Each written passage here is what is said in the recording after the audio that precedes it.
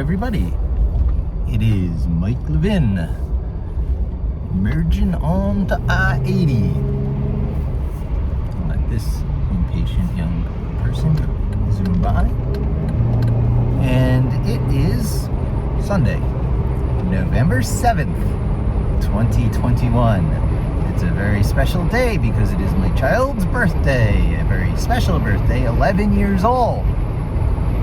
And anyone who follows me knows that I have kind of always awareness of a special phase in people's lives when they start to transition from more circumstantial environment and animal-driven behavior up until you're around 6, 7, 8, 9, 10.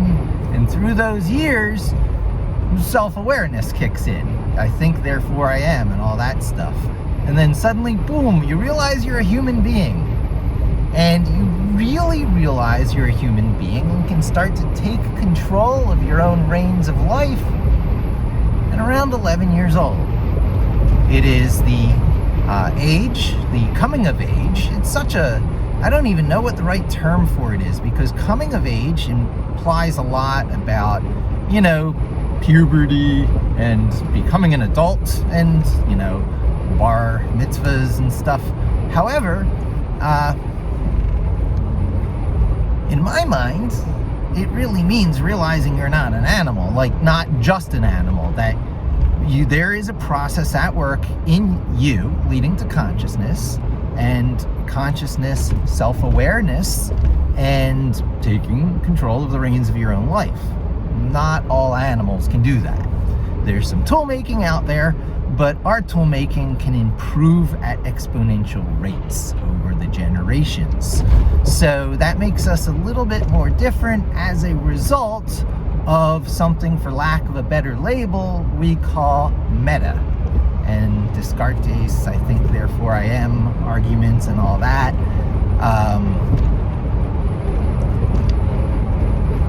Able to happen. Coming up with theories of existence that depend on, our anthropomorphic, view, potentially even solipsistic view, which is, I'll get into that. Solipsism is a crazy one, and its relationship to narcissism, and it's being at odds with likely Nash equilibrium games that we're engaged in, like the existence of other players, a preponderance of evidence that there are them. However, I wish I could turn the camera around and show you these beautiful mountains of the Delaware Water Gap recreational area. Unfortunately, well, maybe fortunately for us, because it cuts down visitation, but maybe unfortunately for the economy of the local place, it is not actually a state park. It's not part of the state park system, so it doesn't make it onto all these tourist things of people seeing all the beautiful stuff around, which is a shame for them, but I guess, it makes the area a little bit more ours. We get to go canoeing out on the Delaware, and there's no one around. We have the river to ourselves. It's just amazing, this historical place, gorgeous scenery all around. But I digress. Daughter's birthday. My child's birthday. I am getting used to. I am forming new habits. Ooh, there's a good topic for this video, because we're always forming new habits. It's just we can't reform all our habits all the time. That's too much to ask in order to not make significant forward progress in life by whatever measures you measure it. Who's to say what is success? I don't know pop culture really that well, but I was watching an Elon Musk, his best outtakes, and one of them was, who do you look up to the most? And his answer was Kanye West, if I have the name right. See, I don't know pop culture, so I don't even know if I have that name right, but I'm like, wait, what? What was that about? So I Googled him up to see who he was, and I'm like, yeah, okay, so the Tony Stark billionaires of our world are, secretly covet the lifestyle thing, the essential vibe of who you are and what you're capable of in life. He echoed similar sentiments when he said, when asked what was really hard and difficult for him, he answered playing the violin. And lots of people out there play the violin. Not that it's easy, however, once again, literally quite the vibe, the ability to express yourself through vibrations. It gets to pretty wacky stuff quickly, even when you see, the billionaires giving up lots of their material possessions just so they couldn't be attacked on that front, because they're like, come on, it's not about the stuff. It's not about the stuff. We're taking a little journey through the material world, and there are other things at play. Science doesn't know it all. The scientific method itself requires observation in order to make predictions. And so things that are not yet in the realm of the observable, which there are things not yet in the realm of the observable, are out of the realm of science, yet still do make a difference through the butterfly effect and other potential, field influence related things. So anyway, I'll keep pulling myself back to the not too abstract, because I do have specific stuff I want to talk about. And it really came down to, as I was getting ready to get in the car, I was like, hey, I should give these people some idea. Audience, who are you? Where's my audience? I'm doing this mostly for myself, but even for my own clarity, for any potential audience out there, and for my own clarity, I should label the video beforehand what it is I want to talk about, what's on my mind, so that I can use that as kind of a database index to keep coming back to and to get myself back on track while I do these videos. Because not only do I not edit, and not only do I tend to ramble on a bit and follow threads and go into nested stories a lot, sub-reference, but then and get excessively abstract, right? There's a whole host of things I do wrong. And not edit, did I mention not edit? And do it while driving, so honestly, my mind is primarily focused on something else, even as I shoot this video. What I'm doing here with YouTube is secondary. I'm keeping myself alive as I hurtle 60 miles an hour, well within the speed limit, along I-80 on my way to New York City, right? Poconos now, so you can call me the Poconos Pythonista. Previously, SEO in New York City. If you can make it there, you'll make it anywhere. So I made it there. I had a $500,000 apartment up in the most northern reaches of Manhattan, and New York marketing job as usually directors, senior directors. I had been vice presidents. I came to New York to be a vice president, but then I started, I stepped out of tune with my vibe. Even just the title vice president gives me anxiety pangs. It means a million things I don't want to have to deal with. Paperwork's top amongst them. Reports and budgets, oh my God, shoot me in the head. There's these coveted fields and areas and titles and jobs and roles in life that come with a rigorous limit your option program. Limit your option. They rigorously limit your options in life by filling in your schedule, sucking all the spontaneity and the following your, flow, and replaces it with a rigid robot, cog in the wheel, soul-crushing constraint system. I would never in a million years be a doctor, despite the desire to help people and such, but to be on the hook for their lives. And increasing amount that I wouldn't like it would be surgeon at the upper right, worst location of two accesses of, having to develop and stay on top of modern skills and techniques that are always changing, dynamicness of the tools on one axis, and adherence to schedules, and having to be certain places at certain times no matter what, despite what you want, is on the other axis. So the highest of being where you have to be despite what you want, and having to stay on top of ever-changing stateful tools, that upper right is probably specialist surgeon, not for me. Food services somewhere in there. I would never do anything having to do with people having to eat, or even shop or retail. Not my vibe, not at all. I had been on sales commission more than once in my life, and at one point I was on sales commission for a percentage of gross revenue. I evaded the net trick. I had watched enough Animaniacs to know you don't want a percentage of net. So I was getting a percentage of gross of a software company by being their webmaster, Uber salesperson, generating the content for the website, optimizing it for the search engines, having the system that prompts visitors to the website to give their information, having a message board system that kicks in with a hi, how can we help you, which is really customer relationship management, or sales lead. It was sales lead automation, really. But then once they became a customer, it was the same records, the same master records in the system. So I had already blended Salesforce automation, starting with search engine optimization, right? Content creation, search engine optimization, Salesforce automation, and then I actually conducted online sales. I built, shopping cart systems where they checked out, and then we charged their credit card, and tallied it at the end of every day. I had that sort of job, so I was also the e-commerce developer, web dev, e-commerce web dev back in 2003.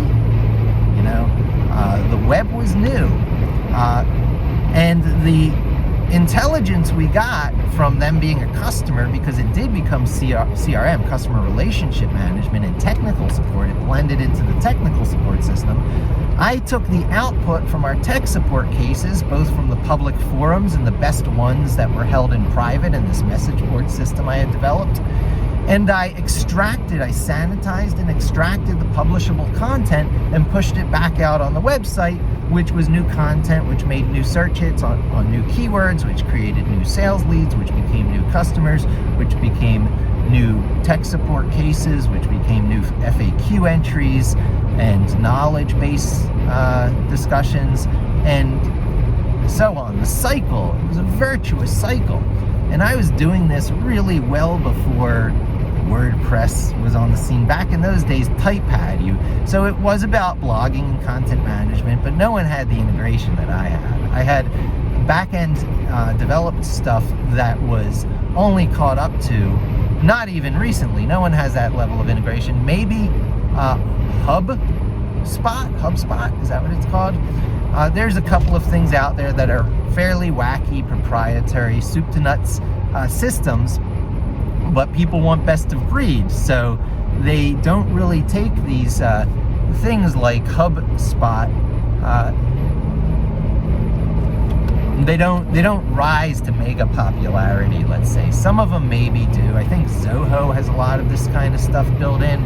End-to-end integration of everything a company needs to publish and win and keep customers by virtue of their publishing. It's a really wonderful thing. And I was doing this, it's 2022, so I was doing this in as early as 2002. That was when my first generalized system, Ruby on Rails before Ruby on Rails, but based on VB script, really hit. And I was doing it for Scala Multimedia. And my broken heart from Commodore computers, the little gray box that started the home computer industry for all intents and purposes in the United States. I mean, people can say, oh, it was the Apple II, but, people can lie.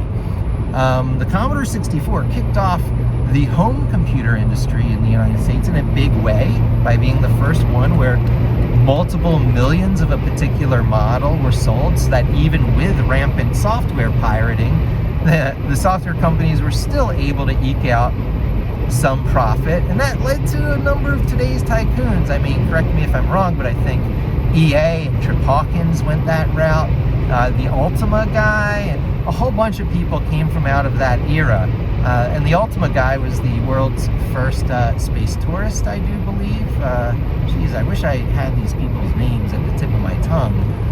But honestly, this ties it all back to, you know, who you are and your vibe and being happy, just really being happy, and what real goals are in life. And that I came to this whole video with a label of 2 things that I could keep getting back on track as I sub-reference as I just did. So, dance monkey, that's one of them. And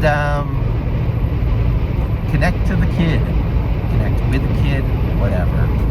So I'll be watching the new My Hero Academia movie that just came out. So, and I have my owl delivery for her 11-year-old birthday. So there's a message coming by owl for her right now. And I guess I'll give you a peek. I'll put it back in the bag later. But it's a little glued up from Home Crafts, but that is a Yogi Bow owl, so that's filled with those slippery beads, and it has a rolled up scroll of Addie's 11-year-old birthday card, because I felt I had to outdo her 10-year-old card, which was the best I'd ever done, which was Alice and Dorothy sitting together going, "You wouldn't believe the things I've seen." And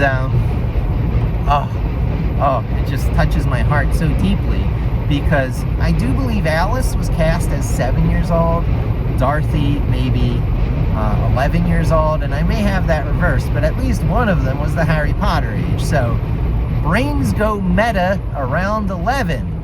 Maybe you say, I've been double digit long enough, I haven't felt any difference, or you've had a year to work on it, and by the time you're reaching 11, you're like, oh, I get it. That's what having the arbitrary decimal system, so I can have an extra 0 after a digit that has magically appeared. Being in double digits is highly symbolic.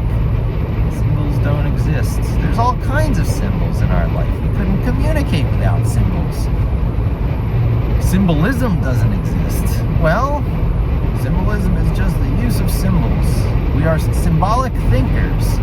And when that meta process kicks in, some go more meta than others.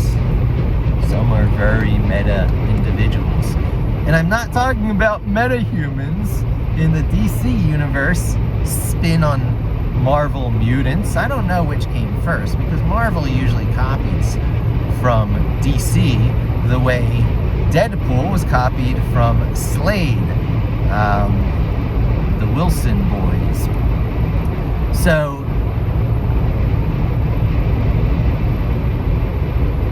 it's funny getting back into comics a little bit, because they're so huge in the cinematic world right now. And then the cinematic world is coming to our homes and TVs.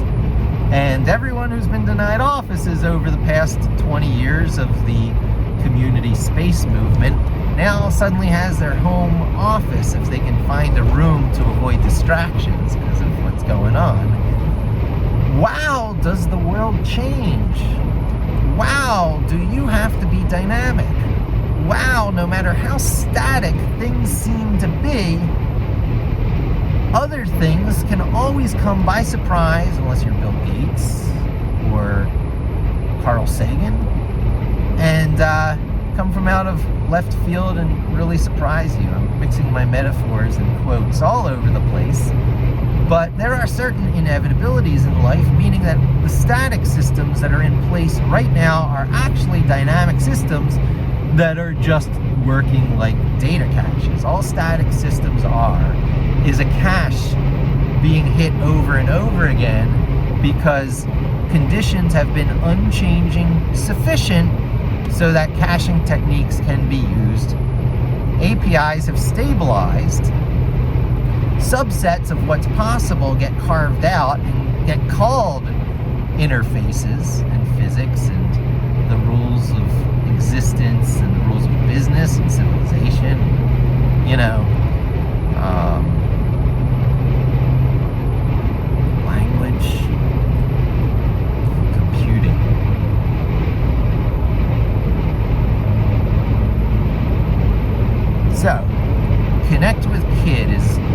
pretty much covered because I got some cool stuff coming up. I think I'll click cruise control and set it at like 64 miles an hour. That'll be good because I keep passing and then falling behind this Jeep by being in the second to most left lane. So I should go exactly the speed limit, 65. And then I won't be doing that back and forth with these people. That's good.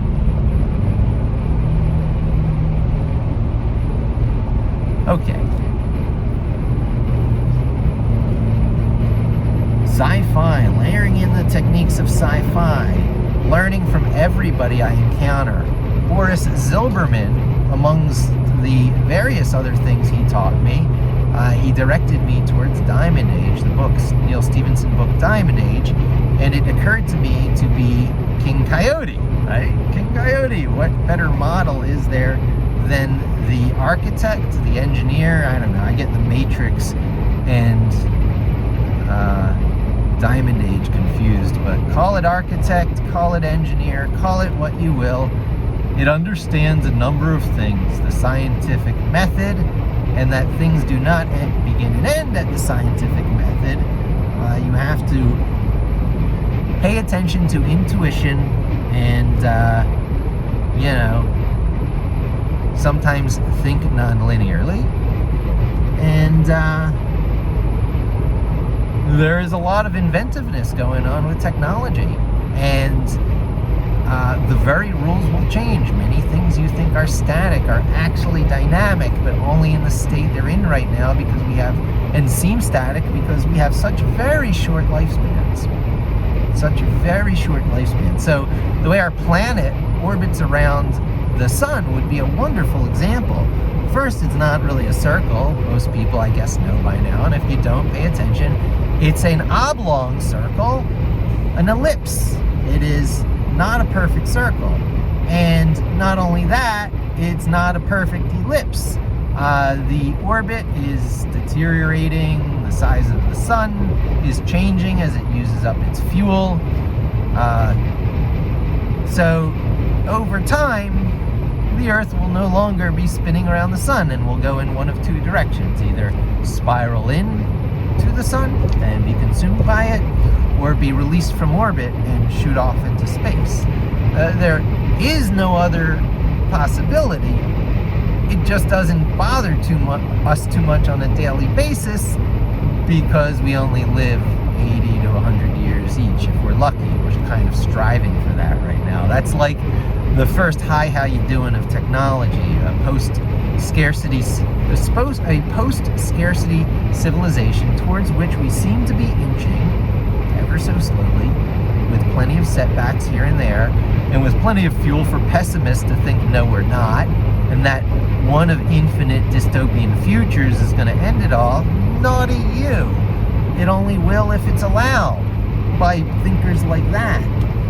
An optimist carving out the one narrow, impossible path without the benefits of Paul Atreides-style prescience.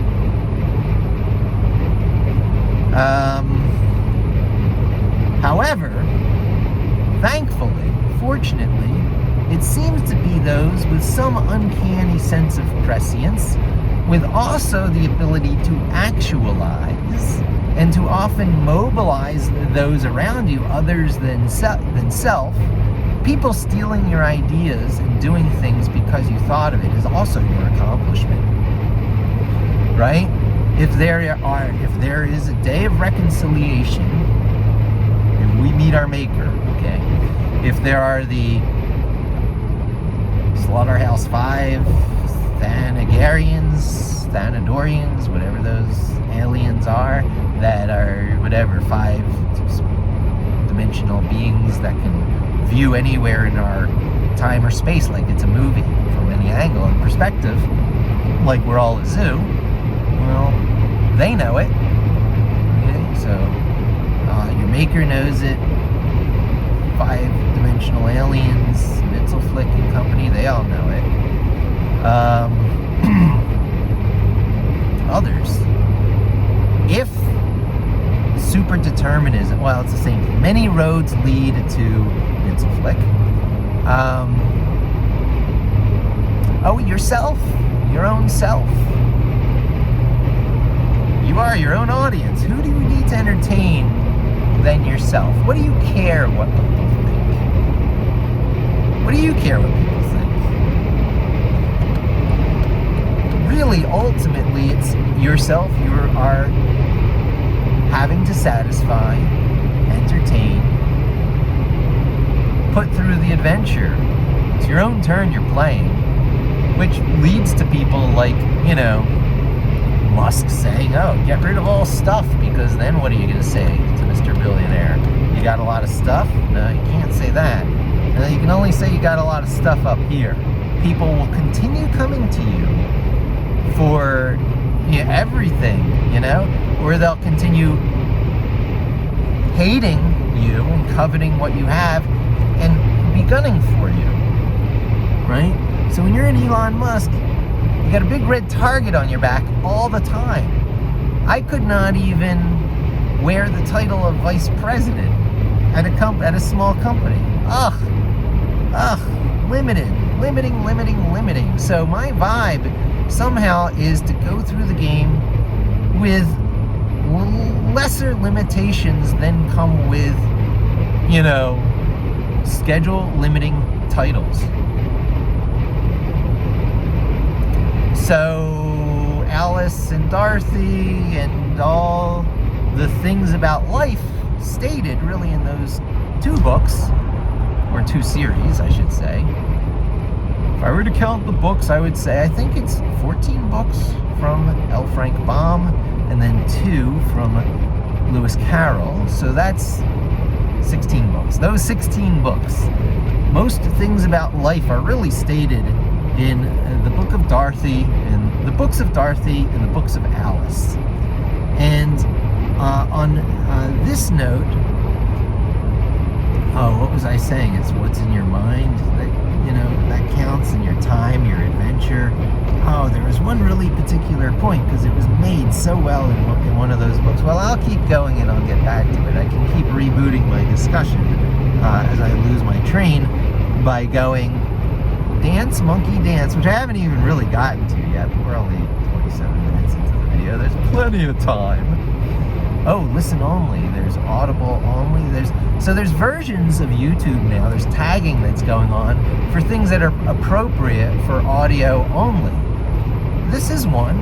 You can listen to me. Just know that this is just looking at my mug as I drive down or across, because it's not north or south. I do believe I am driving from the west to the east. So as I drive east on I-80 from the Pocono Mountains to New York City in a beautiful autumn morning, as the colors are changing, and I'm doing 3 things in addition to mostly and primarily paying attention to driving.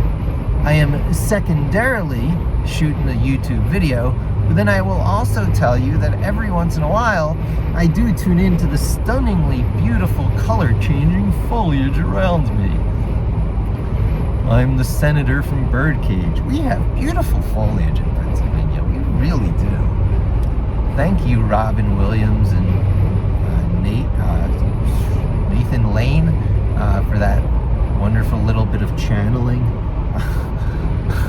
Had I gone a little bit less long hair hippie in my life, I would have become and taken on responsibilities and climbed up. I would have been very much like that.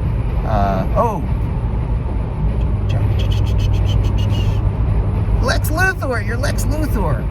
Gene Hackman character from Birdcage.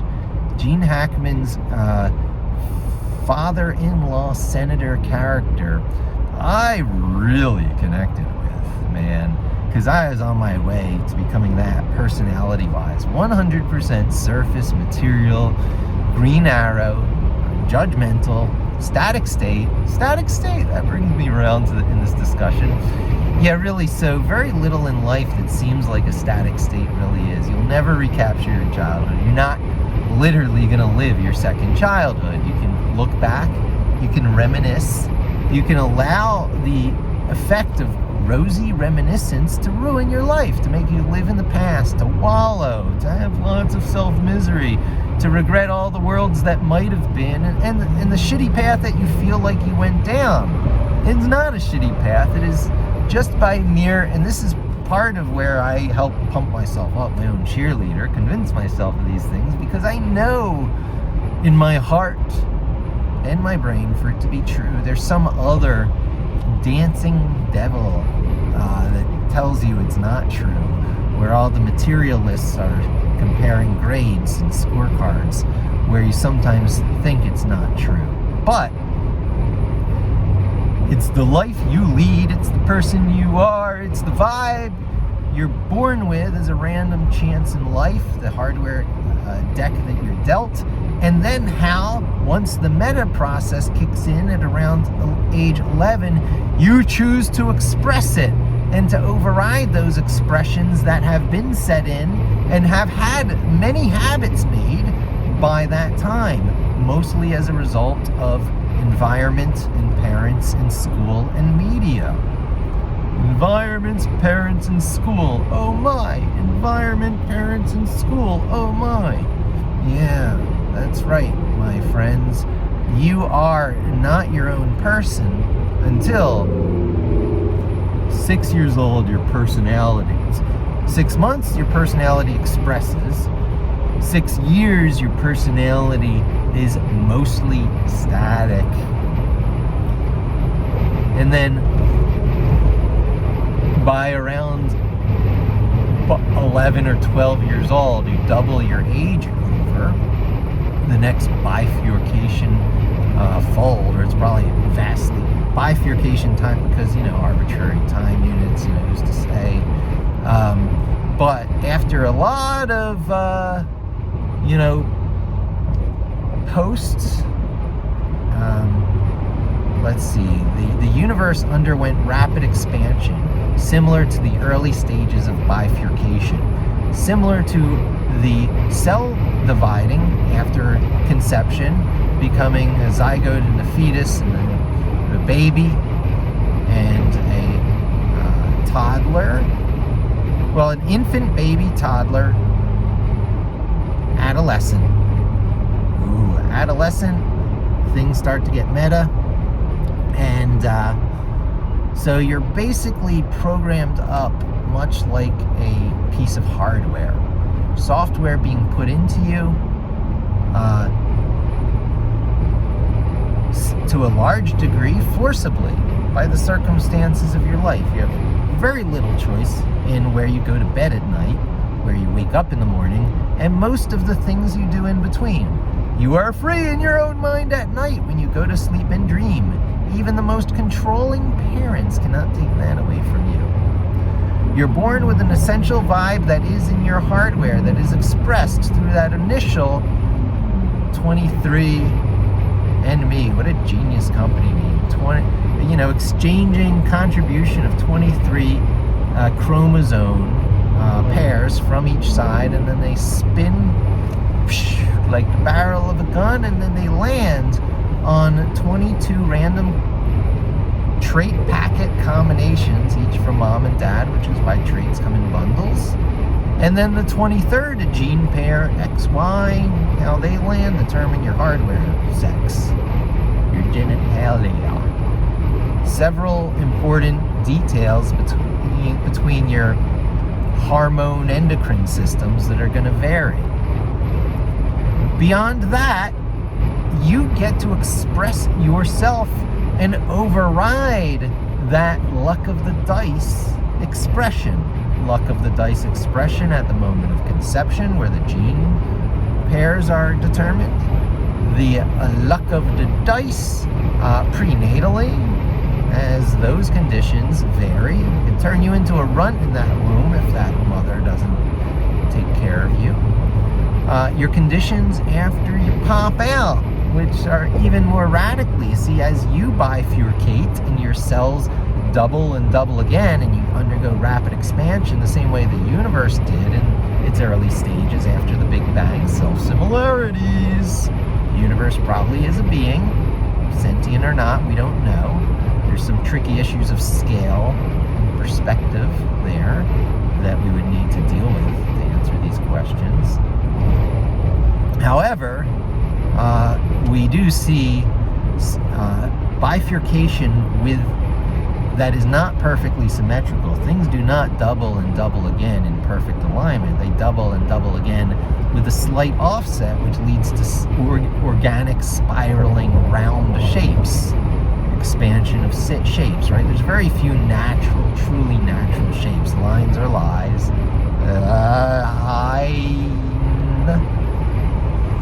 Words are, often convergent evolution expressions of things we know to be true. Lines are lies. There are no lines. Draw a straight line, and I'll explain to you how the way your hand moved when drawing that line was not truly straight, because the Earth's spinning on an axis, which in turn is orbiting around the sun, which is in turn,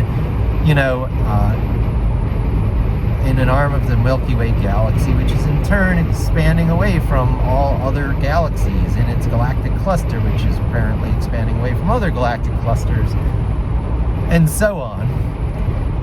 So that line ain't straight. The resulting line on that piece of paper, that line may look very straight relative to the paper. That's relativity. That's frame of reference stuff. That line is straight because you has established a local, very difficult to argue with, fixed frame of reference. That's relative versus absolute positioning. It can get very tricky. In some of my recent thought experiments regarding anti-gravity and the polarizing of the quantum foam, virtual particles popping in and out of existence all the time with apparently different polar alignments so that it becomes a sort of white noise, and you never see these fleeting Planck scale fleeting. So fleeting in size, they're the size of the smallest electromagnetic wave that is theoretically possible, and which is also the size of the smallest black hole, which is theoretically possible. Smallest wavelength of energy, light/energy, and the smallest black hole possible. Both very small things, which I do believe we call one Planck unit. Now, when these virtual particles of the quantum foam pop in and then out of existence, which is what we're labeling it, who knows, they probably still exist on either side of a plane. A friend of mine, Danielle, has made me realize that it could be the same particles over and over, just oscillating through a field. We don't know.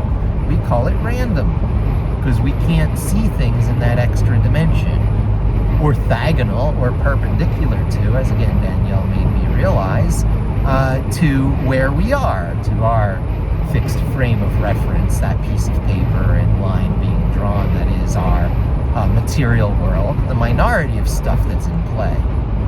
By far the minority. You hear the word foam, light matter, the bright stuff that is not the dark matter and dark energy, which, it all could just be the quantum foam, right? We don't know what it is. We don't know what dark matter and dark energy are, so, it could be the same thing. We don't know. And it could be shadows of probability being cast off from us in every direction, and we are just the Epson printer, read-write head of the Western Digital hard drive, drop a few other brand names. Hey, you guys should sponsor me. Is this good stuff? This is good stuff, right? Is this as good as I think it is? Rambling, technology, philosophy, and with a key theme that I keep getting back to. Okay, so first thing is dance ball. Let me get to that because I really want to talk about that. It's the career professional stuff. And it's okay to have to dance monkey occasionally because we are here in the material world. We chose to be players, no matter how much, and this is as my wife Nat puts it, no matter how depressed you get and how much you try and convince yourself you did not ask to be here, chances are there's some kernel particle of light before the, local overrides of your essential vibes started happening. And we'll get to that as well, because it's layered on. Bifurcation is layering on and altering your vibe. That is not a bad thing. You get to invent yourself. You are not limited to the vibe you're born with. the expression, the feelings and emotions and things which are very difficult to express without, billions of protein amino acid pairs chained up in a super long link of DNA that apparently has enough space to express the essential vibe of a human spirit. And then as you grow up, as you bifurcate and pop out and become 11 years old, you get invited to Hogwarts. We all do. I'm making sure my kid understands she is too. And she already has a Nintendo Switch Lite. She's part of the privileged class. We are the haves because we were born into the United States and white middle class male, even though I now learn who was I to know that I was the very lower end of middle class. My dad achieved the American dream through tricks, moving into a brand new neighborhood while it was being built for a New York job 2 hours away. My dad died at 62 years old, I think, just before he was going to be able to retire and cash in on Social Security. I don't think my dad saw his his Social Security checks. So he put in a whole hard life and then just never had any reward and died from exhaustion of the commute. That's what I think. Well, it's worse than that because he wasn't doing that commute later in life after I was in college. He was driven out of his career because in order to stay in the field of textile quality engineer, my dad was a QA engineer. Oh my God! No wonder he drove Datsuns and later Nissans. QA engineers are... I'll try and minimize the thumbs down, but the Commodore people know what I'm talking about. QA engineers, along with the suburbs, killed the Amiga, and Commodore killed Commodore. What killed Commodore computers? Two things. Jack Tramiel thinking the suburbs of Philadelphia would be a great place for this, and QA engineers going, it's got to run every piece of Commodore 64 software that's ever been made. Commodore 128, the successor to the 64, could have been such a wonderful machine.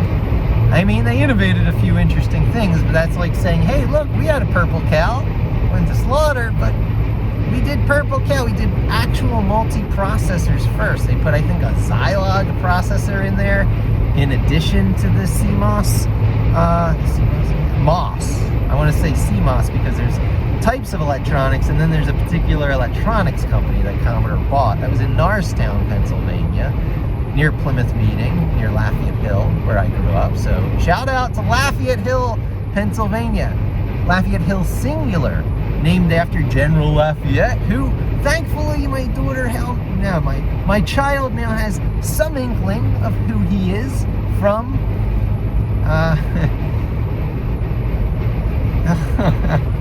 Oh my God, how can that even happen? I can't ruin this this video over that, but it's Hamilton. Of course, it's Hamilton, the Disney New York play gone Disney Plus movie, Hamilton. And I actually lived just north of Washington Heights, where its director came from, the guy who wrote Hamilton, and I think starred in it. He was actually the lead role. He was Alexander Hamilton in the play and the movie and on Broadway. So that guy, I always forget his name, but he was, and he's now doing Disney music. Kind of inherited the mantle from Neil Young and folks. So he's a big deal now. He's like at that superstar level. I lived in the neighborhood just north of him in Manhattan. He was from the Heights, Washington Heights, around 180 block, maybe 170. And I was at Inwood. I was in Inwood, Pennsylvania, upstate Manhattan they call it, which is around 218 block 218 in Manhattan. If you go any further, it crosses over the bridge and is briefly Manhattan in this crazy little neighborhood called Marble Hill, which when they moved how Manhattan connects, they moved, I think, the Spuyten Duyvil, river, canal, must be dike, or I'm not sure. But when they moved the Spuyten Duyvil, they cut off a piece of Manhattan from the island, and they allowed it to keep its Manhattan zip codes. There's a little bit of that. And then there's the Bronx. There's the Bronx up there. So I lived just south of the Bronx, really. That's for, 10 years of my 15 years in New York City. While I worked for marketing agencies, for the most part, New York marketing agencies, getting myself utterly and completely out of vibe with who I was. Oh my God. I ought not to badmouth them. They're not the bad thing. 360i, Flying Point Digital, Connor's Communications. They were all wonderful marketing agencies and organizations. It's the business they do, the selling out, the only being, a half dial off of, prostitutes. I don't like marketing. I don't like convincing people to do things they don't want to do, to spend resources they don't want to spend for things that they don't want to own, and they would be better off just investing it and getting the benefits of compound interest over time. So if they want to leave anything to their kid, it's not even material stuff, it's just magic resources. But even that'll ruin a kid, so it'll have to be a trust fund. And then there's that weird feeling of, oh, dad could have given me more, but he didn't. So then even those trust funds are tainted, and the Walmart kids and the Gates kids and all these people are always going to have this giant, chip on their shoulder, thing hanging over them, questioning of their own, capabilities and identity as a person. So if you do leave money, it's just got to be the right amount. You don't need to leave legacies. You don't need to have estates. That's just slapping a ball and chain around your future generations, your descendants. And that ball and chain is static state stuff, and might not be good for them. It's better to pass down stuff that's in here. That's why we invite our kid to Hogwarts. And then follow through the best you can as King Coyote, a la Diamond Age, Neil Stephenson's Diamond Age. And it's all right to be King Coyote if you really live up to your image, your self-image as King Coyote. And so that's kind of what I'm striving to do in life right now. And there's some lessons King Coyote wants to teach you about obsolescence proofing yourself, about choosing the right static state things to invest in, because it's all going to change on you, and you're going to have to retrain yourself to continue to have self-worth. If you identify your self-worth in anything having to do with how you can express yourself. There's going to be plenty of people who rejected this portion of what I say. A man is what a man does. Well, there's just so much wrong with that statement. A person is what a person does. That's the first correction pass I would do to it. And then a person can feel as good about themselves as they wish to feel based on how they choose to express themselves. How you express yourself determines how you think about yourself. And most of this emanates from internal things inside of you. And therefore, many paths lead to what's called solipsism, alternatively nihilism, and depression, and this whole bad bag of stuff that springs from out of solipsism originally. And so solipsism is that belief that because I think, therefore I am, I might be all that thinks and is. I cannot believe my senses, and everything coming into me through my senses, which are experiences through induction, might not be true, because induction lies. You know what you know from the material world through a process called induction. Electromagnetic waves are inducing information into the rods and cones of your eyes. Physical waves of energy moving, compressing, and releasing the compression of atoms in the atmosphere bang against your eardrums, inducing the illusion of audio, of audible, of sounds in your brain. Boom, boom, boom goes the drum, and you hear me. That's induction. That is not an actual experience. You're not really hearing me. And so on goes every sense until you realize that you could just be watching a movie. You could just be playing back a super deterministic Nintendo reality cartridge. People like Elon Musk go, the probabilities and the statistics are more likely that we actually are a simulation. And then all the green arrows out there who are being hyper competitive with each other, playing, the Joneses, coveting thy neighbor and all that.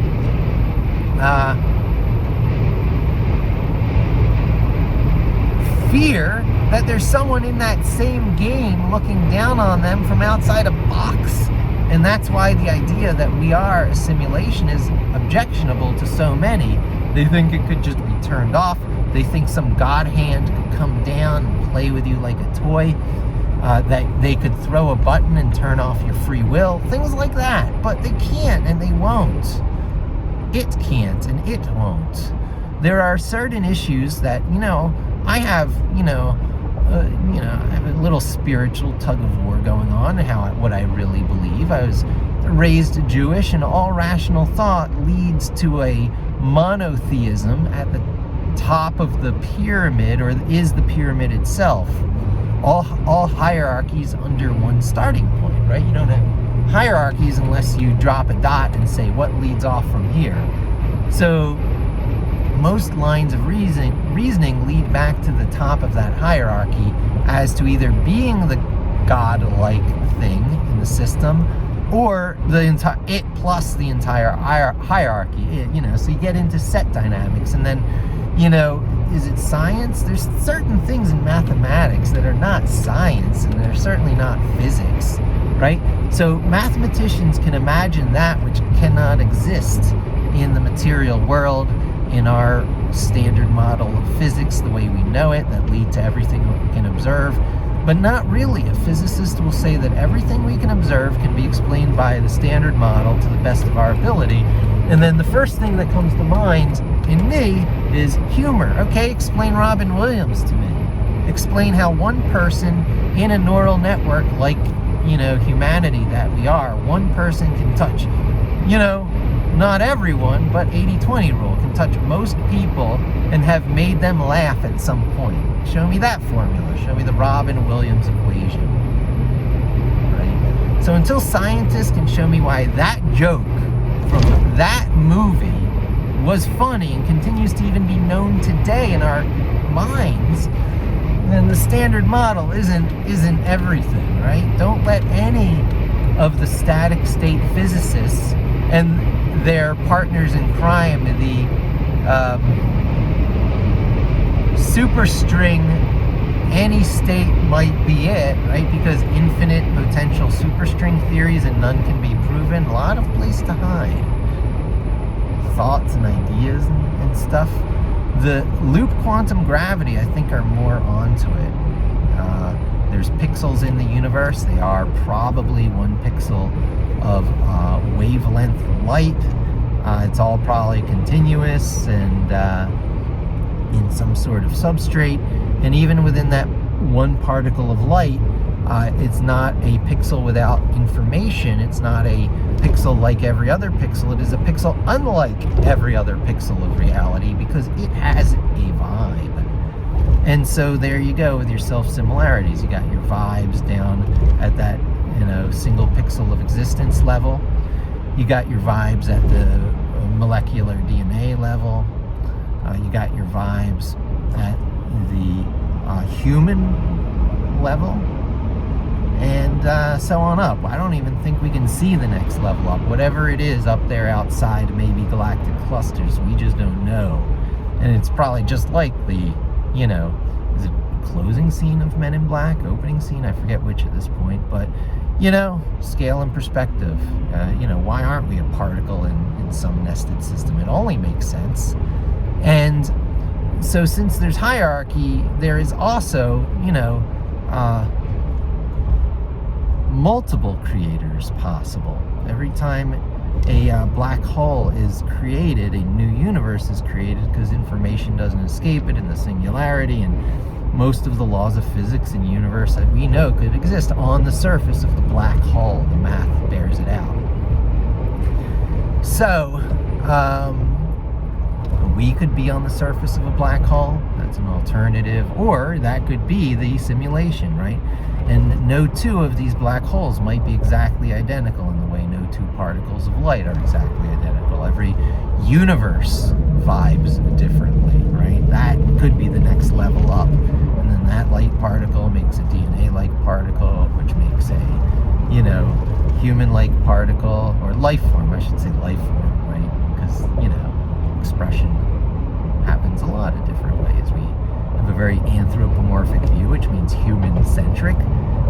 But why wouldn't you? Because we're the ones here to have these thoughts. So all evidence supports it, but you can't let it lead you to all evidence makes it likely that there is no universe but what we create with our mind, and therefore nothing really matters, and I matter the most. And down that route goes narcissism, a slightly different version of that. It's all in my mind, nothing really matters. There's a cornucopia of ways we're going to destroy ourselves, and that we'll get destroyed by no fault of our own. Gamma blasts, solar flares, that kind of thing. Goes existentialism and depression. That's no good. So, as much as I hate that sometimes you gotta look to the anti-Semites, to some of the big ideas, we do have to look to Nash of game theory and Nash equilibrium. Let's chalk up his anti-Semitism to the paranoia induced by his condition, his schizophrenia. Because it's easy to fear that the Jews are behind a lot of things, and certainly stuff that's happened, recently in the media does not help. Jeff Epstein is what we call bad for the Jews.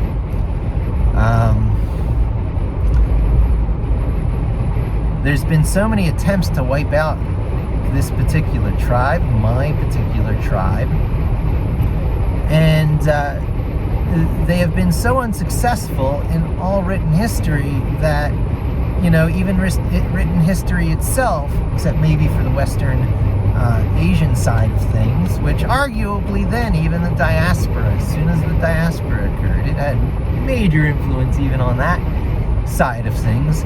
The expression of the Jewish gene is everywhere and in everything, and is often behind many of the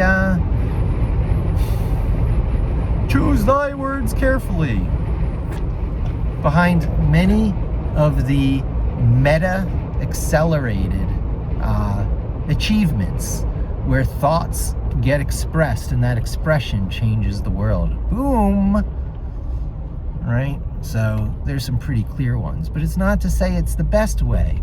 Einstein and Oppenheimer and the Manhattan Project, and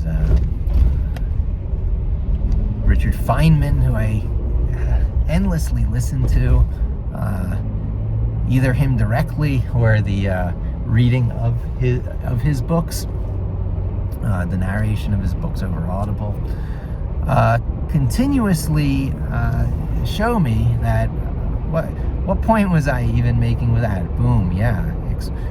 Impact, thoughts change the world. What is internal matters. What is inside of you can change the world in a very, very real way, because we're peeling away the layers of reality and what are the rules. And oftentimes there's a illusion that something we call pure, or purity, or ideal, is best, and that we're striving for that. But no, I would say the value is in the infinite variety of vibes that are out there and that can coexist and that can often harmonize.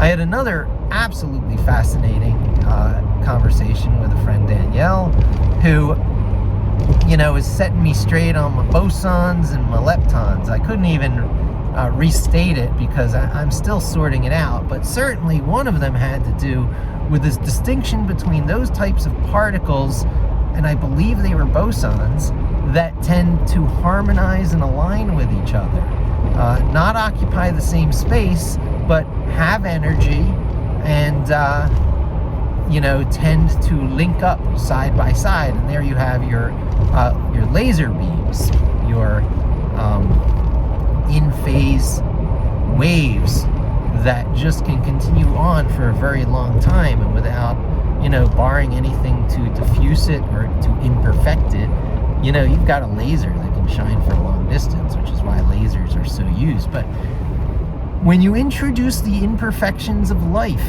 when you introduced the fact that we exist not down on that individual photon level, but we exist up on this macro human scale level, all these imperfections layer upon themselves, creating an even better reality of infinite expression. And exploring that infinite expression, sci-fi books again. So there were these dudes called the Elohim dudes. There were these God creatures on Earth called the Elohim in the Stephen Covenant, Thomas Covenant, non-believer, white gold wielder sci-fi series.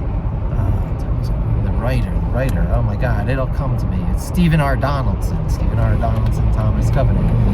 Had these creatures called the Elohim that just continuously, liquidly flowed and shifted to express themselves and to explore these expressions. And they were super powerful and could help you if they wanted to, but mostly never wanted to. So, there's a certain polytheism there, but they were not the creator itself of the world. They just achieved that level where no expression was impossible to them. And there is a distinction there. Some people would call that transcending, so they would have been a transcendent being still there on, I say Earth, but it's their fantasy world, the land, in that J.R. Tolkien-like anti-hero series. Anti-fantasy. It's like the Peter Parker thing. Let's put everything against this character. Let's give him leprosy. Let's make him not want to be a hero. Let's make him not even believe the experiences he's having are real. And at first, I enjoyed it, and I read it, and I gobbled it up. It was very difficult language. Lots of made-up words, lots of archaic vocabulary, ancient words, and I struggled my way through it. And this was in 1982, and leading into my bar mitzvah, and I had regrets later in life that was my first breaking in. When you learn the basic programming language first, you ruin your mind for the beautiful concepts of other programming languages that they like to lead with first, so that things like line 10, line 20 don't ruin your methods of thinking. So, same thing I feared happened with me with the Chronicles of Thomas Covenant, the Unbeliever. And I regretted that for decades of my life. I'm 51 years old, I'm a pretty old guy. Going, I really should have encountered Isaac Asimov first. Those years in my life, I was like, I should have had robots, and I should have had the rich adventure, sci-fi adventure world that truly was Isaac Asimov. It's the robots and superhero, and detectives and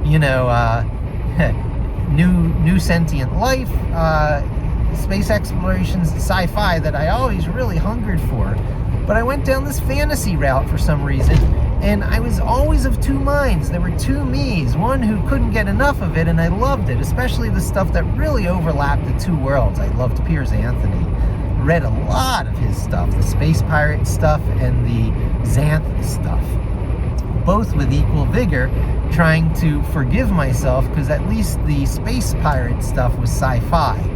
But there's different levels of sci-fi, soft and hard, and that which focuses on storytelling primarily, and that which focuses on technology and the stories that come up as a result of the inevitability changes of technology.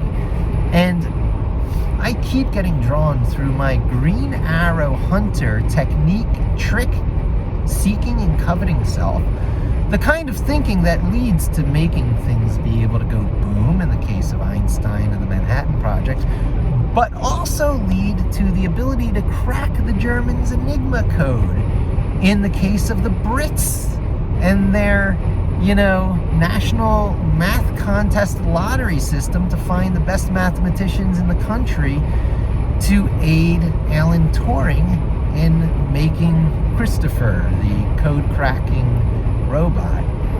The first computer that was super secret and remained secret up until recently, while the British government,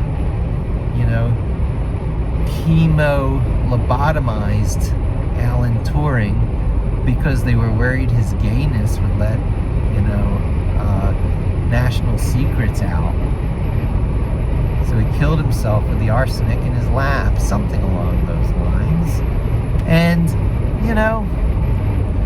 when a dynamic thinker changes the static state on which it's based, because there's always an underpinning of the static state stuff, because there has to be, because optimizations have to occur, because most people can't live in that ever-shifting, ever-changing, exhausting, it takes 1 in a million kind of human individual to be that person, maybe 1 in 10,000, because it happened in early human populations to get controlled fire and the wheel and so on.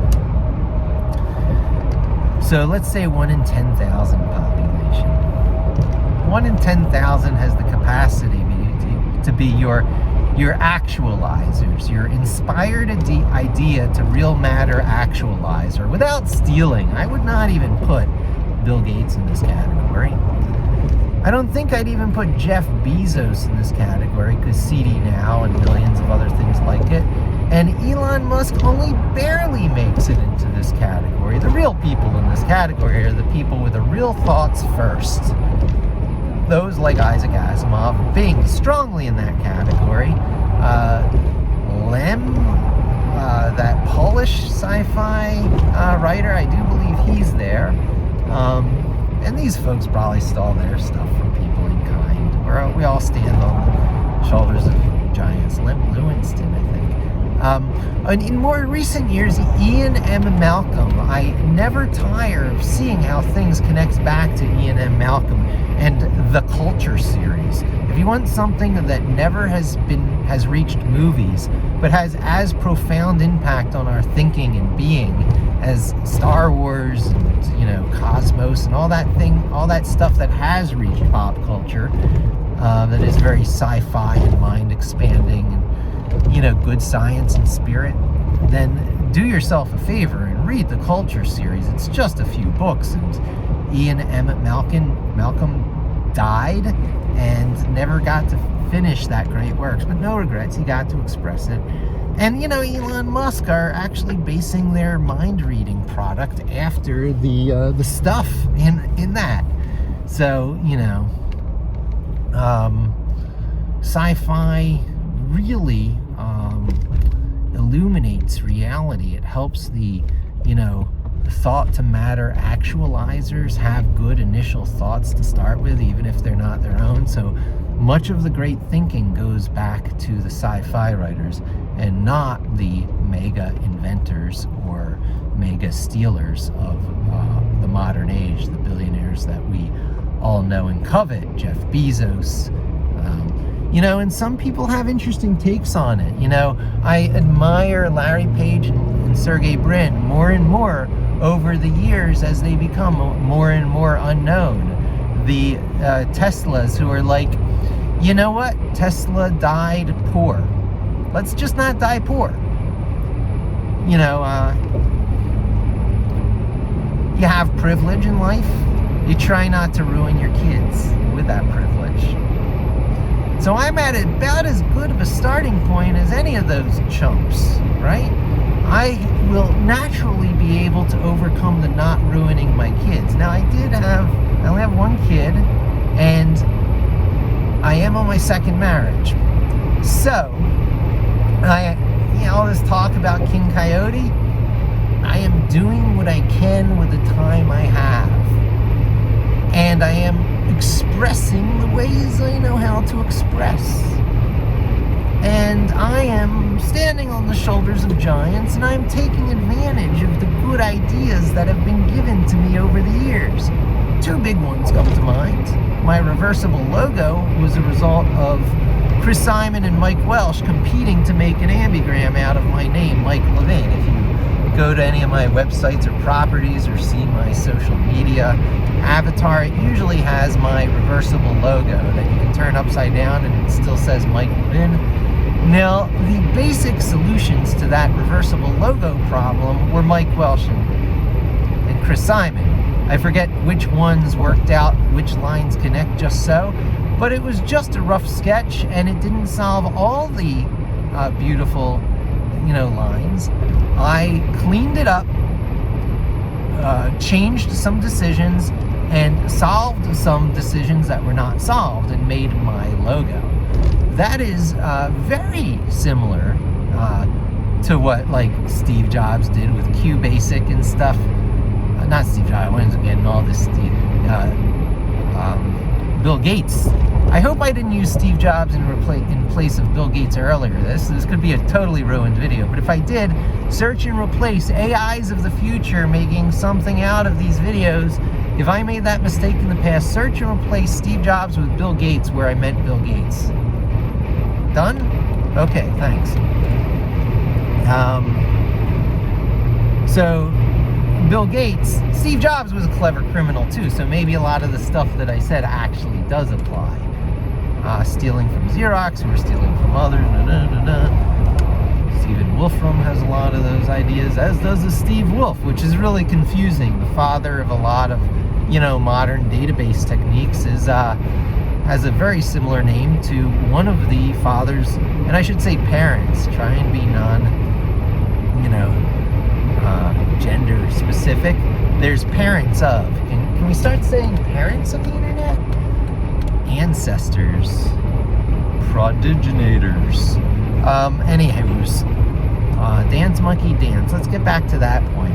I am going to be a full web dev developer using highly proprietary vendor products with JavaScript front-end framework du jours that are already obsolete by the time they get deployed. Okay, but I'm gonna do it, and I'm gonna love it, because I am a dynamic person. What I am not gonna do is let my career get tanked by having to split what I've already become good at, this Linux, Python, Vim, and Git 80-20 rule approach to the world, where everything remains simple until it has to become complicated, with that turned exactly upside down with a JavaScript framework view of the world, where everything starts out complicated and then becomes a different kind of complicated 6 months down the line. People will say to you, oh, no one would be using it if it wasn't good. Well, yeah, it's because web browsers are good. JavaScript sucks. No one would be programming the web in JavaScript if they had a choice. It would be in Python. Duh. Python is the world's most popular language on a continuing vector, despite the fact that JavaScript has to be an included part of every project by necessity because web front end.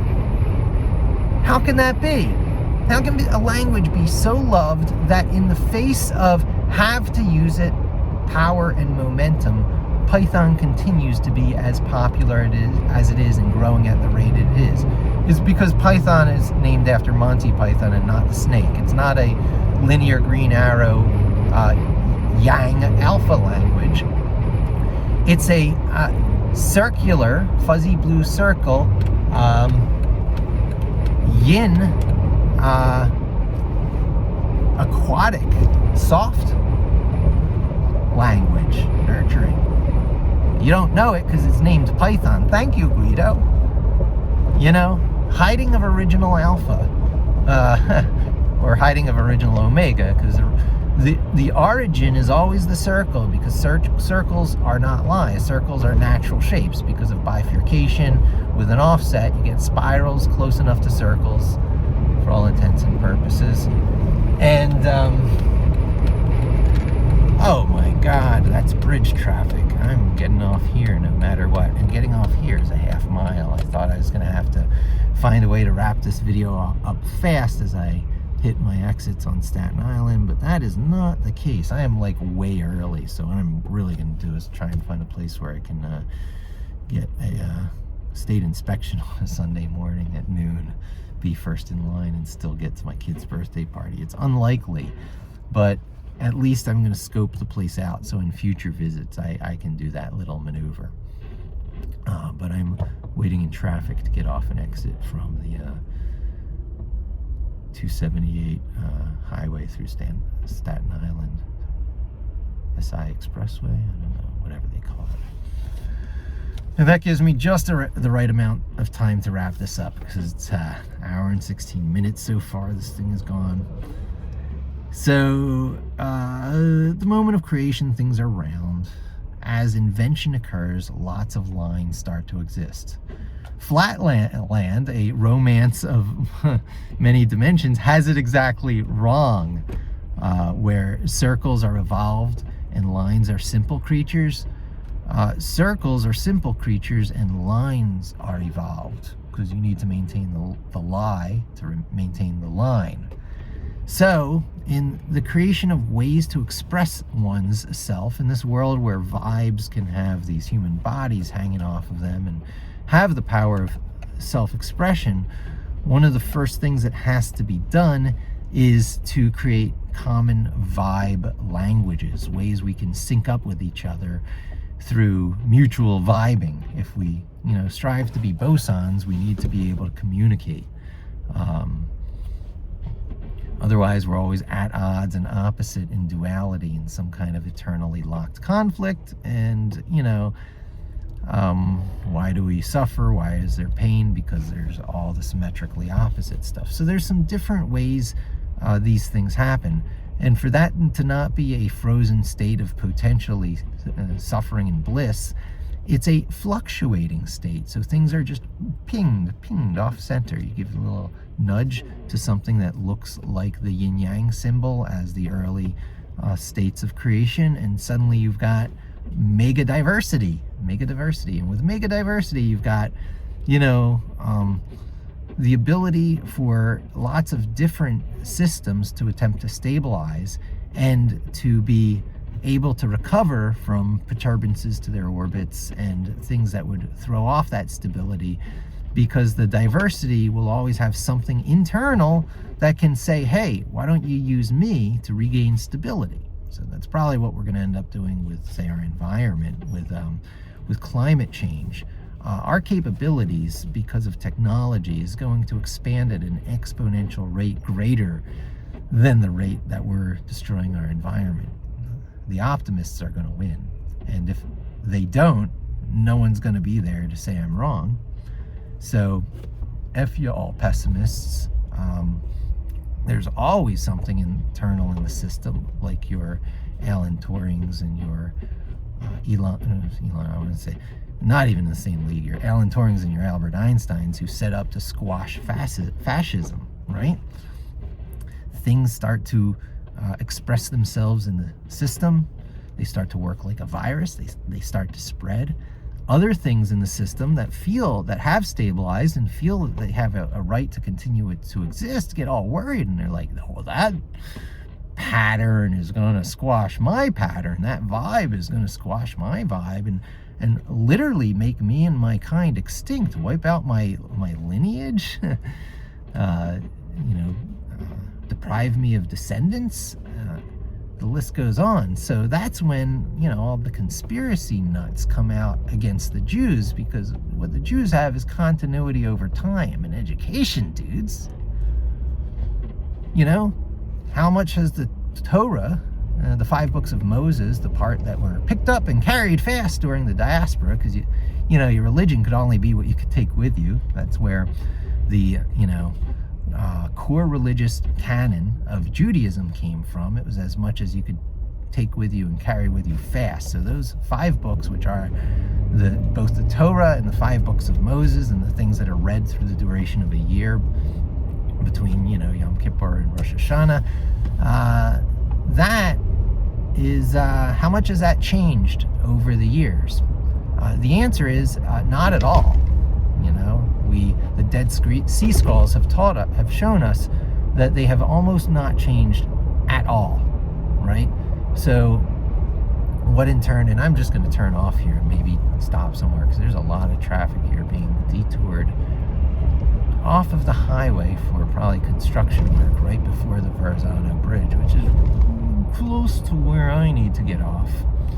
And so I'm already off the highway, and all I need to do is get a comfy place to wrap up this video and to hit these points home, because after all this, it's pretty darn salient to a lot of things, right? You see that you don't have to edit. If you have enough in your mind, if you have enough internally, you can just start talking and keep talking and go on for quite some time and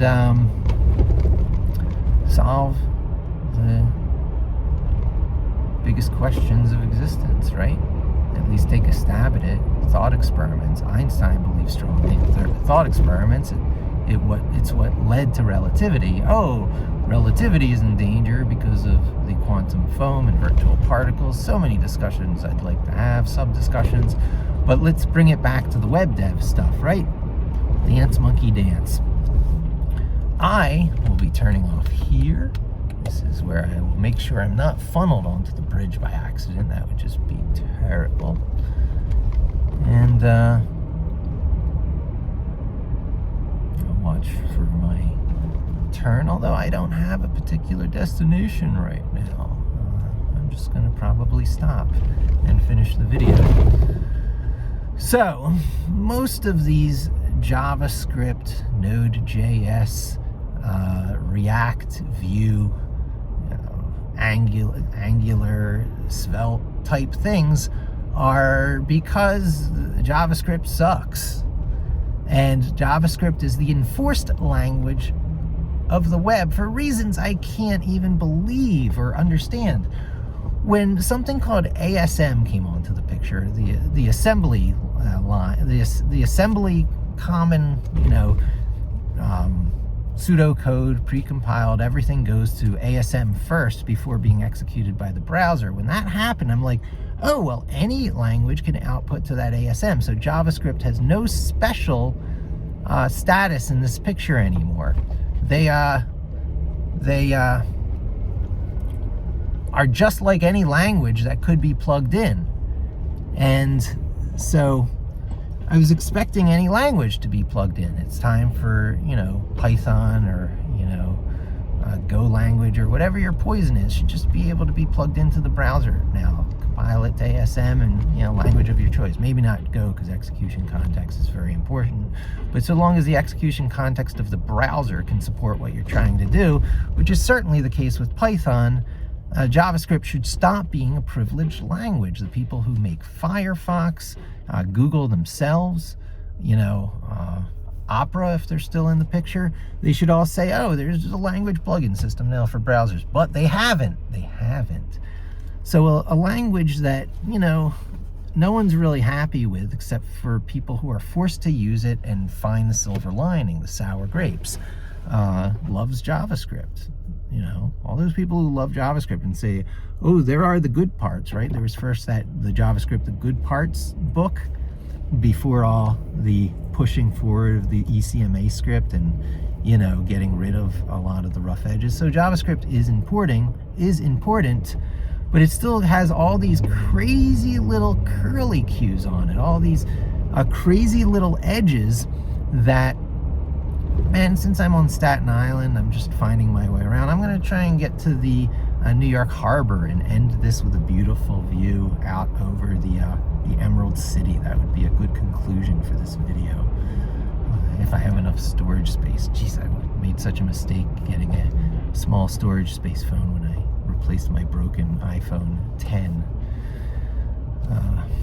XS or whatever. I had like the granddaddy, the big of the iPhone 10X models, and it was wonderful for many years, but the quality just was not that great. It just stopped working one day. I think it had to do with the firewall, but don't get me started on that, because this is precious time and going down to the big answers, right? I'm kind of zeroing in on the big answers here, while bringing it back to actualization, because it's now about career, right? So it's about, what do you do with your time here on Earth? What do you do with your time in life? We can't all be Elon Musks, nor can we necessarily be, you know, extreme sports adventurers and, you know, scientists. Oh, there's a turkey. Maybe you'll see the turkey in the road as we pass it, if you look very carefully. Turkey. There it goes. You can freeze frame on that. There's a turkey in the road. So all these roles, all these people and things that we very traditionally covet, those people are slaves to schedule, or are locked into specialties as a result of early decisions in life. West Fingerboard Road. It sounds like very promising. I think that'll bring me to the New York Harbor. So I was watching Elon. I hate to invoke him too much, but it was a really inspirational and insightful video I watched of him on YouTube, of his best outtake moments, and, you know, advice for people, you know, who want to be him. And he goes, maybe you don't want to be me. And sometimes I don't even want to be me. And he saw all these people at this world government conference looking up at him like he was nuts, like he was crazy. And I guess in a way he really is. It's the nuts and the crazy people who have enough grasp on reality to actualize that are the world changers. They're the ones who can just grab areas of the world, whether they're stealing or not. The question of whether they're clever thieves or not almost fades into the background, because, you know, electric cars and space travel, I mean, of course it's going to happen. It's going to be somebody. Why not him? And with that kind of thinking, if you have the innate ability and you're touched by a little bit of autism and you don't have the same, you know, stimulus, reward, you know, endocrine stuff going on in your head as other people, and you don't mind giving of yourself that deeply, sure, become Tony Stark and be, you know, free of like scandalous affairs. Oh my God, you Google guys, you were on your way to being the Tony Starks, and one lost his voice and the other had an affair, Paige and Bryn respectively. So two of my great hopes for people who are going to actually become the Elon Musks, they kind of disappeared off the face of the earth, and the Google guys are just, you know, I don't know, probably living one of the better scenarios I could imagine. First, become super mega ultra successful. Notice I don't say popular. If you could become rich without being famous, that is perhaps the preferable route. But at any rate, even Larry Page and Sergey Brin became famous as a result of founding Google. It was hard to avoid it. But they brought in someone to be the big boy, you know, to run the place, to be the daddy to run the place, while they each went off and did their own respective projects. And their respective projects intrigued me. I actually bought Google Glass when money was abundant, and you know, I was enamored with it, and I was working for 360i and had some Google Glass to play with. wasn't able to do much from the developer standpoint, but got sufficiently excited about it that when they took them back, I wanted my own pair to continue down that chain. Even though my first, assessment of it to them is don't bother. I gave them the correct don't bother assessment, and then still got infatuated with it myself. So, and spent more money than I should have on it. So it's in my personal computer museum, basically, that will probably never be shown or taken out of boxes. But I had that experience, and it's part of what's inside of me now. Not only the one take on heads-up display integrated into your life, computers, but pitfalls, force myself to think through it a lot, force myself to think through applications for that, force myself to connect it to all the various sci-fi versions of that, what is being done with Norleys now, and based on sci-fi stuff I had read. So I was saying, if you want an insight into the best sci-fi, the best stuff that's coming, and the most optimistic views of the world, because there's optimists out there and there's pessimists out there, and the Culture series from Ian M. Malcolm says, what about life in a post-scarcity society that doesn't destroy itself, that's, humanoid, primate-like based, and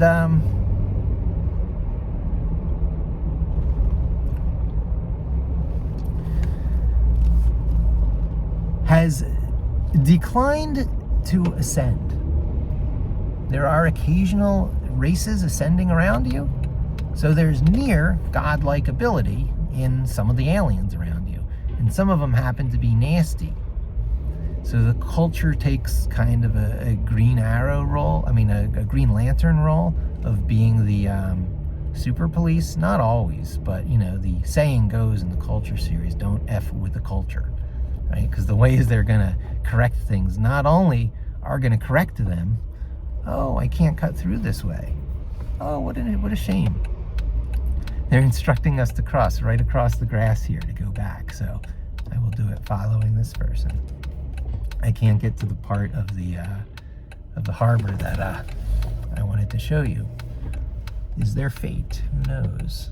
I watched 5 Green Lantern stories recently on HBO Max. That was part of I guess a Green Lantern animated movie, but it was, I think, like 5 independent stories, and one of them was about fate and the creation of the Sinestro supervillain and stuff like that, and really makes you think. I don't know, super determinism and fate.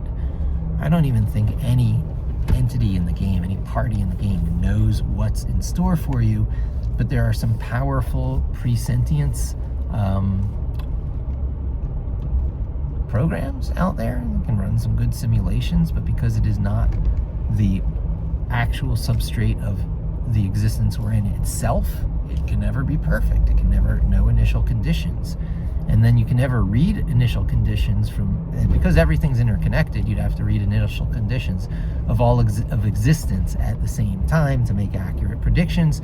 And because of the observer paradox, making that observation would also affect the universe you're observing. So maybe you could do it through induction from an orthogonal universe and stuff like that. But now, you get into such intensely unlikely sci-fi invention that, you're like, well, it just might as well be another carbon copy universe as us. So yes, it will take a carbon copy universe to us. Oh yeah, I'll go in here, right to South Beach. That's my key. It will take a universe exactly as complex and in every way like us to do an accurate, videotape recording of us with sufficient accuracy to know initial conditions enough to make 100% accurate predictions. And so we're probably unique in our instance, and what's playing out in our universe is as interesting to any potential observer as it is to us. They don't know. We're there to reality TV. Again, the Slaughterhouse 5 aliens. that are looking at five-dimensional stuff like zoos, right? It's probably pretty likely. Mitzelflick from the DC universe and Superman. All that is probably probable that we are a simulation, but it doesn't matter that we're a simulation because it's just a hierarchy in existence, and all things that have attributes that are unpredictable in nature are of value because good stories, right? Good stories are valuable. And so make a good story, be a good story, and don't think that there is like some purity or ideal. There's not. It's the experience.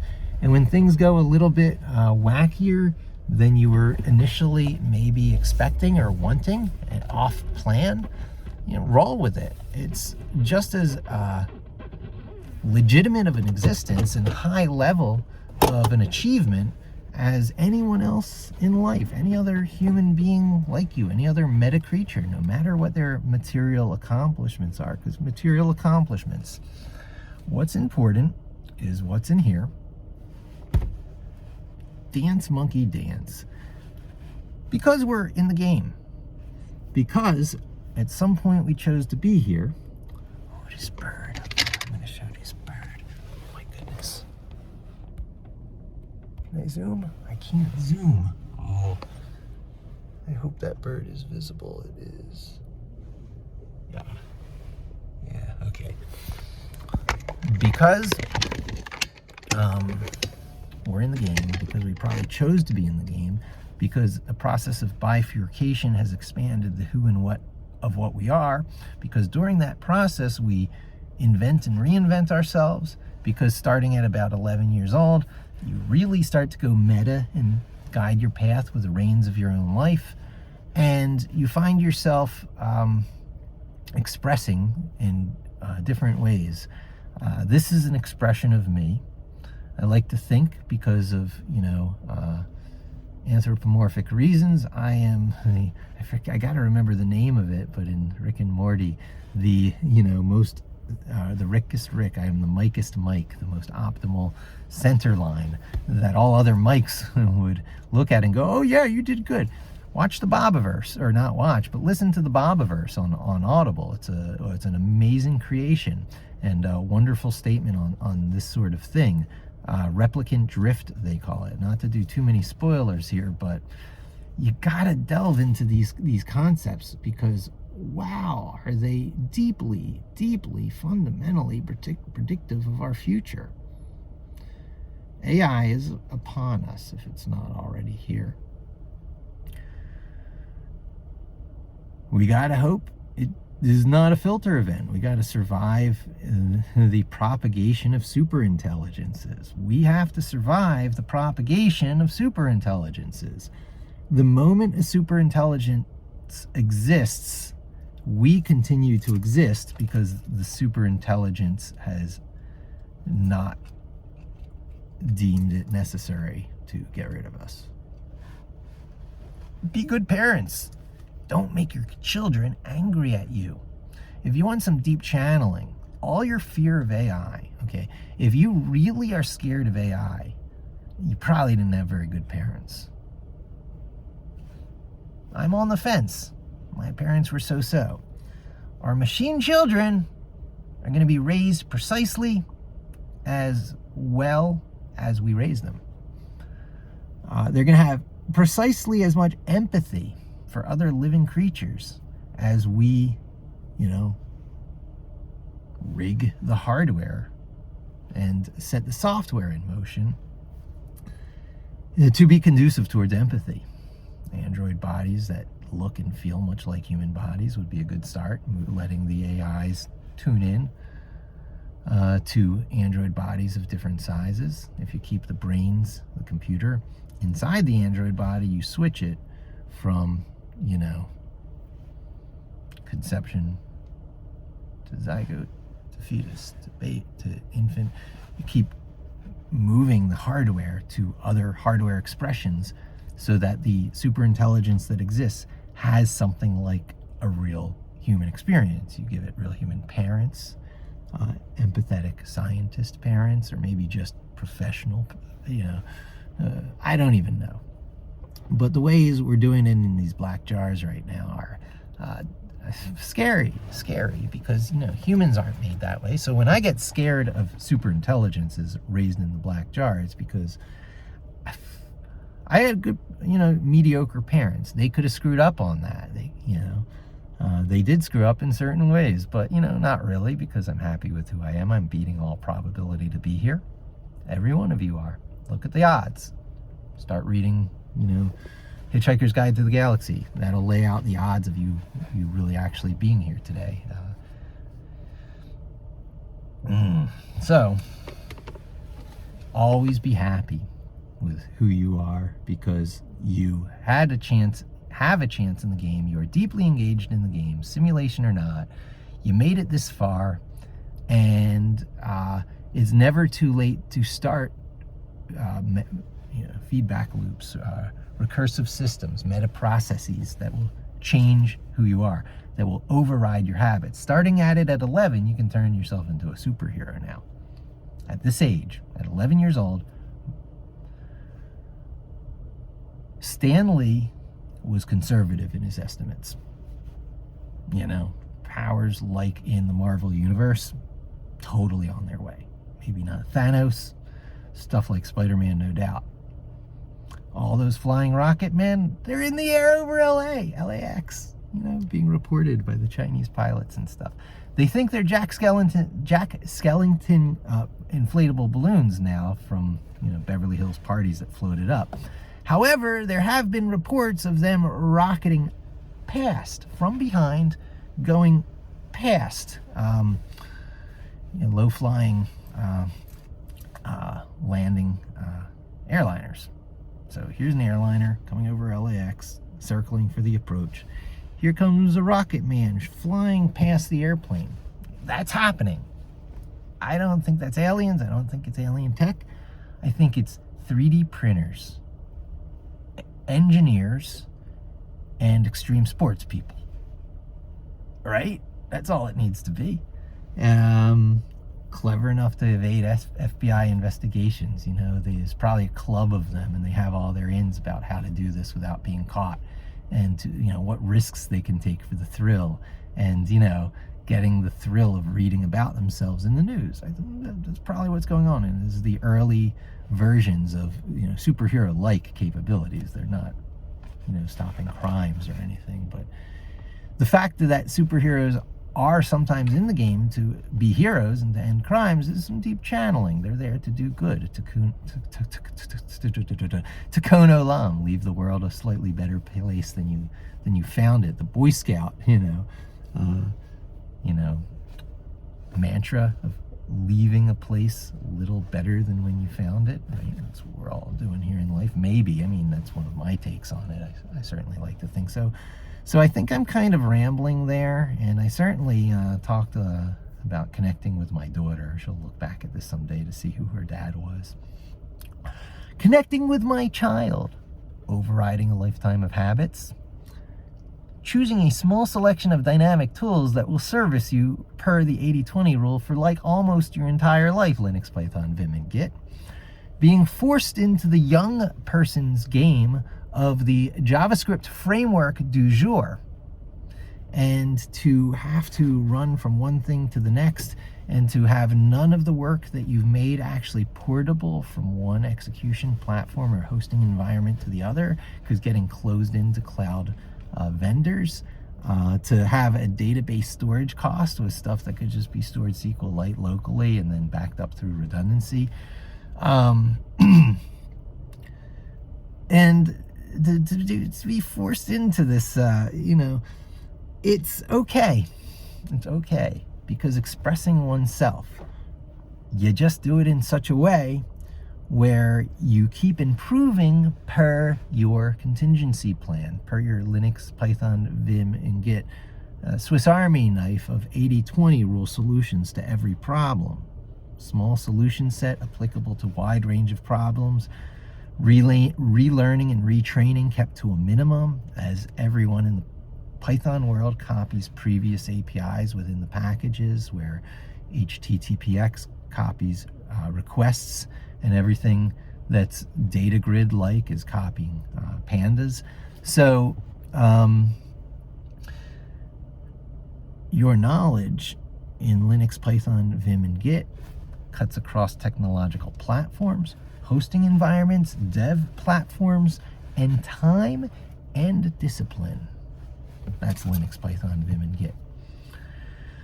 The full web stack, the JavaScript framework view du jour, such as Vue.js, are positions of weakness because JavaScript was not as strong as it needed to be coming out of the starting gate with the web browser, and frameworks are necessary. And then the API of the framework, instead of one copying the next and everyone striving towards the best possible pure, short, terse expressiveness, it's all over the place, experimenting with all these different things. So you have to know unlimited different things in order to be effective, and just even then to keep things working and to know all the special customizations. There's this battle between conventional behavior and going off rails and being expressive. So it's almost conventional behavior versus config file, because if it's just the config file, you're lucky. It could be the business logic of the program. It could be thousands of lines of codes. You try and compress it down to, dozens of lines of code in a config file, but even those dozens of lines of code aren't necessary if you create some SQL tables and some system interrogates your SQL tables and figures out what kind of app you want to build out of that, and throws up a, create, record, update, delete, a CRUD app based on it. And that's basically what these JavaScript frameworks are trying to do, moving the cruddy work of that kind of relational database interactivity, sometimes key value activity, off of the server and into the browser. And almost all the same capabilities as would be going on the server. So a lot of work can be done on the browser, and then they sync up, their statefulness syncing, so that, all your local database changes can get committed or pushed up to the master records and stuff. So there's a lot of that going on in these JavaScript frameworks, and it's volatile. It's the Elohim experimenting with every version of creation. There's a lot of love in there. People love their JavaScript frameworks. There's Svelte, which I'm drawn to because it doesn't have a vendor-specific runtime or virtual machine. I'm tired of all these virtual machines. JavaScript has the browser has its virtual machine runtime engine. That's all worked out. It's that whole, V8 engine, whatever they're calling it today, going down to ASM. That's it. You don't really need anymore. So let's bring it back home. Yeah. So what these React and Vue things do is they create another Java virtual machine, and these, invented languages for that virtual. It's another version of vendor dependency. You can't ever get React or Vue out of the picture if you ever wanted to, and pick up your JavaScript and run. You can with Svelte, so I'm drawn to Svelte. It outputs to vanilla JavaScript. You can actually trace it and see what it's doing per the JavaScript engine without going into some other mystery box of dependency first, right? So if you become a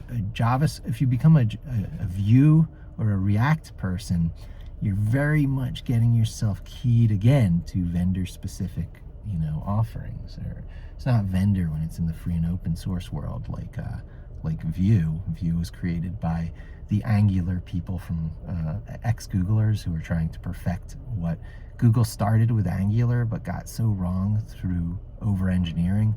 I learned a bit of this from my friend Brett Herman, because I never looked into the background of where Vue came from, but that's where Vue came from. It's an Angular kind of descendant, and now I'm really rambling. But that getting lost in it all, that's so much detail that you get lost in the forest. I find that over and over in the JavaScript world, and I don't like it. I don't like getting lost in the forest. So in that battle between conventional behavior, where there's often a mystery box there too, because the conventional behavior has to go through an interpreter, and that's what every interpreted language like Python really is. But that code that goes into the interpreter should be at a level that you can love. You can read the C code, you can read the C source code for the Python interpreter. Go into the eval statement of the C Python source code, and you'll know what your Python code is getting fed into. It's free and open source down to its heart, with a minimum of ziggurat type boxes built upon with their own platform and vendor and package and whatnot dependencies built in, so that the thing you build up here is like for a brief state in this world. It's fragile, it's brittle, it'll go away. Something about the ziggurat of dependencies will change and it'll stop running. And it wasn't hard for you to make because those ziggurat of dependencies made it easy to make, so you have a high churn rate. But now you train against these other levels, proprietary levels, so your knowledge is tied to these levels and you have to carry them with you to the next project. So with Linux, Python, Vim, and Git, Linux, Python, that's the ziggurat stack. Vim and Git come in from the side as dev tools, so they're not even part of your code execution stack. So, but with those tools, that isn't the case. You are forever obsolescence proof. Prove me wrong. Thanks for joining me. Hope to see you again soon, and don't forget to subscribe.